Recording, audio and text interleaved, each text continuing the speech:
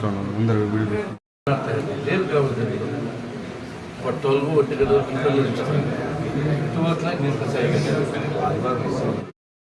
Head క్వార్టర్స్లోని వివిధ కులాలకు సంబంధించిన మంచి మంచి యువకులు కమ్మ, బోయ, వడ్డెర, బలిజ, ఆచార్యులు, కుమ్మర సంబంధించిన వీళ్ళంతా ఇప్పుడు తెలుగుదేశం పార్టీలో చేరారు.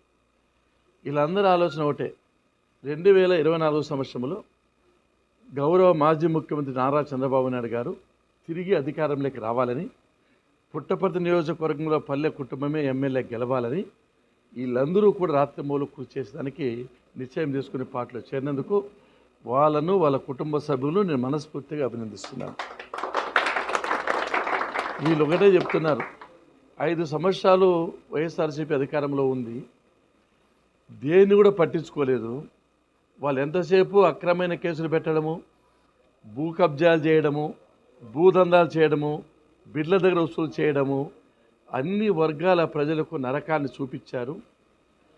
డెవలప్మెంట్ సున్నా, ప్రచారం ఫుల్గా చేసుకుంటున్నారు ఏదో చేసినామని చెప్పి.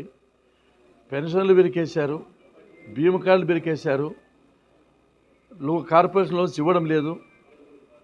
చంద్రన్న సంక్రాంతి సరుకులు, చంద్రన్న రంజాన్తో పాటు చంద్రన్న క్రిస్మస్ కానుక పీకేశారు. అన్నా క్యాంటీన్లు కడుపు నుండి కన్నం తింటారు పేర్లు అది పెరికేశారు. చంద్రన్న బీమా లేదు, పెళ్లి కానుక తీసేశారు, నిరుద్యోగ వృద్ధి తీసేశారు. ఉద్యోగాలు ఇస్తామని చెప్పి 2,30,000 ఉద్యోగాలు ఇస్తామని చెప్పి ఎలక్షన్ మేనిఫెస్టోలో పెట్టారు. ఉద్యోగాలు ఇవ్వలేదు. ఇచ్చిన ఉద్యోగాలన్నీ మటన్ మార్కెట్లు ఇచ్చారు, ఫిష్ మార్కెట్లు ఇచ్చారు, పెట్రోల్ బంకులు ఇచ్చారు, వాలంటీర్ ఉద్యోగాలు ఇచ్చారు. కానీ చంద్రబాబు నాయుడు గారు ఇచ్చినట్లు డాక్టర్లు కానీ, ఇంజనీర్లు కానీ, గ్రూప్ 1 సర్వీస్ కానీ, కానిస్టేబుల్స్ కానీ, ఇన్స్పెక్టర్స్ కానీ, టీచర్లు కానీ అటువంటి ఉద్యోగాలు ఇవ్వలేదు. చంద్రబాబు నాయుడు గారు వస్తేనే కియాస్ ఏ విధంగా ఫ్యాక్టరీ పెట్టాడు, అదేవిధంగా కొన్ని ఫ్యాక్టరీలు పెట్టి కొన్ని వేల మందికి ఉద్యోగాలు ఇస్తా అని చెప్పి ఆశతో అంతా యువకులు చూడండి, నూనూగు మీసాల యువకులంతా వచ్చారు. వీళ్ళందరూ ఒకే నిర్ణయం, ఈసారి తెలుగుదేశం పార్టీని గెలిపించాలి, కొత్త చెరువు యొక్క పరువు ప్రతిష్టలు కాపాడాలి, కొత్త చెరువు పేరు తీసుకురావాలి. ఎందుకంటే నందమూరి తారక రామారావు గారిని అక్కడ పదవిచ్యుతం చేస్తే ఉద్యమం ప్రారంభమైంది అక్కడే. కాబట్టి వీళ్ళందరిలో కూడా యువశక్తి ఉంది, యువ రక్తం ఉంది, ఉత్సాహం ఉరకలిస్తూ ఉంది. వీళ్ళందరూ చేరినందుకు మనస్ఫూర్తిగా అభినందిస్తూ, వాళ్ళకి ఏ కష్టమైనా, ఏ నష్టమైనా, ఏ ఇబ్బంది వచ్చినా, ఏ సమస్య వచ్చినా వాళ్ళ తండ్రి మాదిరిని కాపాడుతానని చెప్పి సందర్భంగా మనవి చేస్తూ, ఈరోజు చేరినందుకు వాళ్ళందరినీ మనస్ఫూర్తిగా మేము నాయకులు అందరం మనస్ఫూర్తిగా అభినందిస్తున్నాం.